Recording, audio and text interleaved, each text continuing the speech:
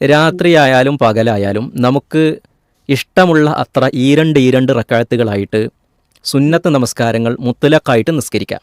ഇഷ്ടമുള്ള അത്ര നിസ്കരിക്കാം.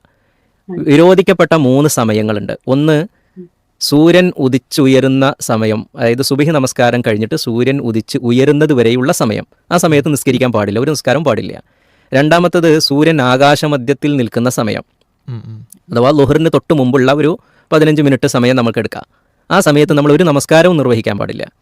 അതുപോലെ തന്നെ സൂര്യൻ അസ്തമിക്കുന്നതിന് മുമ്പുള്ള സമയം, സൂര്യൻ അസ്തമിച്ചുകൊണ്ടിരിക്കുന്ന അല്ലെങ്കിൽ അസ്തമിക്കുന്നതിന് മുമ്പുള്ള സമയം, അസ്ർ നമസ്കാരം കഴിഞ്ഞിട്ട് അസ്തമിക്കുന്നത് വരെയുള്ള സമയം, ഈ സമയത്ത് നമ്മൾ നമസ്കരിക്കാൻ പാടില്ല. അതല്ലാത്ത മറ്റേത് സമയത്തും നമുക്ക് വുളു എടുത്ത് 2 റക്അത്തോ 4 റക്അത്തോ 6 റക്അത്തോ നമുക്കിഷ്ടമുള്ള അത്ര ഈരണ്ട് സുന്നത്ത് നമസ്കാരങ്ങൾ എന്ന് മാത്രം നിയ്യത്ത് വെച്ചാൽ മതി.